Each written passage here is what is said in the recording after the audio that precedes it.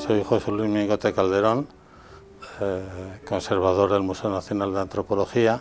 Llevo la colección de Europa y también lo que llamábamos fondos documentales, que son las fotografías que tiene el museo.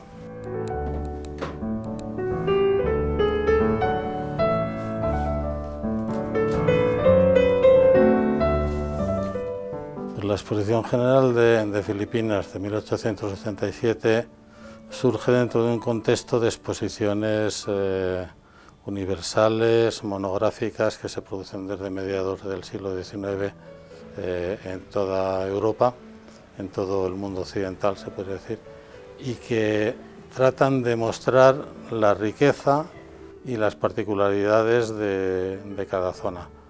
Aquí tuvo como organizador o como ideólogo de la misma a Víctor Balaguer, que fue ministro de ultramar, con un gobierno, digamos, progresista, pero que cuando se hizo la exposición ya no era ministro de ultramar. Entonces la exposición, desde mi punto de vista, tiene un matiz absolutamente económico, de mostrar a los españoles las posibilidades que daba el archipiélago filipino como lugar de inversión, aunque el término sea muy moderno. La exposición de Filipinas trajo muchísimos objetos que fueron recopilados por Domingo Sánchez, que acabó por ser el primer conservador de este museo.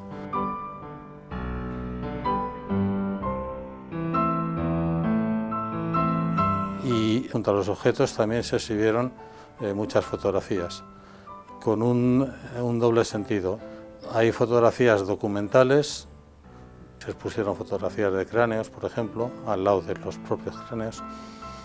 También hay fotografías artísticas que los fotógrafos filipinos trajeron, y luego existe un gran número de fotografías que fueron hechas en Madrid por fotógrafos de aquí españoles, que reflejan lo que fue físicamente la exposición, reflejan también a las personas que vinieron a la misma para, digamos, amenizar.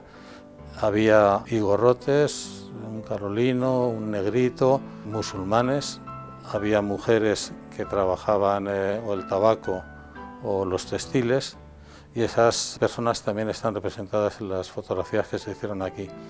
El museo tiene por encima de 400 fotografías de la época de más de 12 fotógrafos. Es decir, tenemos una colección muy importante de fotografías que documentan ese momento. La mirada que podemos tener hoy sobre fotografías del siglo XIX, desde mi punto de vista, tiene que ser cauta, por una sencilla razón. Estamos hablando de un contexto cultural en el que prácticamente en Europa, en el mundo occidental, todo el mundo era racista. Y era racista bien visto, por así decirlo. Es un momento en el que la ciencia habla de evolución, habla del salvajismo a la civilización. Evidentemente el mundo occidental es el civilizado, y lo que no es mundo occidental es o salvaje o está cerca de lo salvaje. Desde ese punto de vista, el ambiente cultural, ideológico en el que se inscribe la exposición de Filipinas es un ambiente radicalmente diferente al actual. No olvidemos que sigue existiendo el racismo, pero ya no está bien visto. Entonces, por eso digo que hay que juzgar el pasado con un cierto conocimiento, no con los esquemas actuales, porque los esquemas actuales no son los esquemas del pasado. Entonces, lo que hay que hacer desde mi punto de vista es interpretar, no juzgar, porque el juicio es un valor moral que depende de cada uno, de la ideología de cada uno, mientras que la interpretación puede ser equivocada o acertada, pero es una opinión, y en ese sentido no trata de emitir verdades. Se pueden ver las fotos de esa época desde una cierta perspectiva que no asume la veracidad de la fotografía. La veracidad de la fotografía, que refleja la realidad, es un tópico desde que aparece el daguerrotipo, y se repite, incluso ahora decimos que una imagen vale más que 1000 palabras, cuando, bueno, necesitaría interpretación. La imagen por sí sola no te dice nada, se puede manipular. Entonces lo que hay que hacer, lo que hicimos en la exposición que se hizo en este museo en 2017 sobre las fotos de la exposición de Filipinas de 1887, es dar una visión tratando o asumiendo que la fotografía no refleja la verdad. La fotografía refleja lo que se quiere decir. Y se pueden ver en las fotos que tenemos aquí que hay visiones radicalmente opuestas.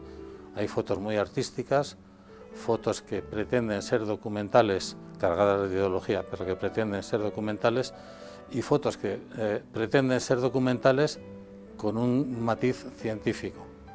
Y no es lo mismo una cosa que otra. El que se sea documental asumiendo la ideología de la exposición o asumiendo la ideología de la antropología. Las fotografías en los museos están bajo el epígrafe de fondos documentales, lo cual te transmite una idea, y el hecho de estar en un museo como que son documentos. En tanto que documentos piensas que son verdaderos, es decir, no tienen dobles sentidos, no son falsos, pero claramente hay fotografías que si las analizas desde una perspectiva con conocimiento, te están mostrando que no son realistas.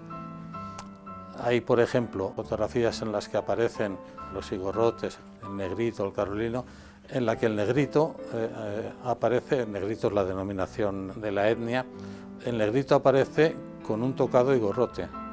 Nosotros tenemos en el museo tocados igorrotes, con lo cual el fotógrafo interviene, como siempre interviene un fotógrafo, y decide si este tocado que le parece llamativo lo puede llevar una persona que aparece en la foto, aunque no encaje como un elemento propio de la cultura de esa persona. Entonces, alguien, si ve solo la foto aislada, sin conocimiento, pues puede pensar que esa persona lleva un elemento cultural de adorno propio, cuando no es así. En otros casos, tenemos a la misma persona vestida de 3 o 4 formas diferentes. Las personas, los igorrotes sobre todo, bueno, también los musulmanes conducían las barcas del lago que está delante del Palacio de Cristal, eran personas contratadas, vinieron contratadas bajo el control de Ismael de Alzate, un filipino. Esas personas tienen a veces unas apariencias radicalmente opuestas. Pueden aparecer con algo que para un civilizado europeo del siglo XIX es un símbolo de salvajismo, pueden aparecer semidesnudos, con un taparrabos, lo cual claro, está indicando que su nivel cultural queda más cerca de lo salvaje que de lo civilizado. Pero como digo, esta persona aparece vestida así, más o menos, con una lanza y tal, aparece vestida de filipino normal, con una camisa blanca, y aparece vestido con chaqueta y corbata.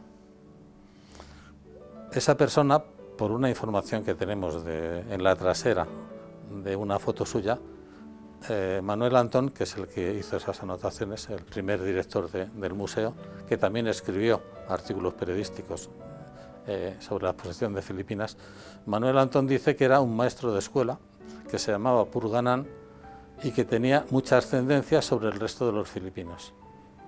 Es decir, que alguien que es maestro de escuela puede aparecer vestido como una persona no civilizada. En ese sentido, la apariencia de los grupos de igorrotes, carolinos, negritos, es una apariencia de espectáculo, van vestidos de. Porque también luego hay otra foto que se puede ver en que muchas de esas personas que aparecen vestidos de salvaje aparecen con chaqueta, bombín y bastón. Entonces, claro, la pregunta es, ¿cuál es su verdadera realidad? La realidad de salvajes, la realidad de personas civilizadas, porque van vestidos como los europeos, y por eso a veces la información que hay detrás de las imágenes es fundamental, porque te aclara, como un pie de foto, te aclara el contenido de esa imagen. Hablar de fotografía a veces puede relacionarse con la literatura. Cuando hablamos de fotografía documental, siempre pensamos que refleja la realidad. Y a veces, cuando se habla de literatura realista, las críticas pueden decir que ese libro, esa novela, refleja la realidad de una época mejor que los libros de historia. Hay gente que dice, pues tal novela te está reflejando los años 60 de Barcelona de una manera que no te lo refleja ningún libro de historia. Tanto la fotografía documental como la literatura realista puede parecer que son muestras de la realidad. Hay una intervención que siempre parece como que se deja en la sombra, que es la del autor, la del fotógrafo, la del escritor.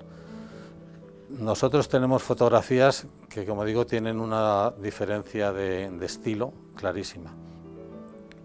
Hay fotografías muy artísticas, fotografías más realistas, pero en cualquier caso es el fotógrafo el que selecciona el motivo, el encuadre, y sobre todo en esa época, pero ha seguido hasta ahora, la pose, y la pose dice mucho de la persona, o también selecciona el cómo colocarlos.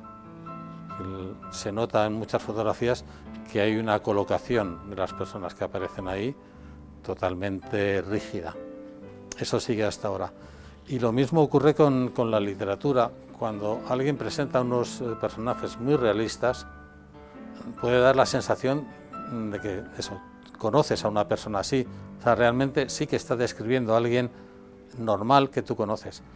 Pero la trama, como el montaje de la fotografía, siempre dependen del autor.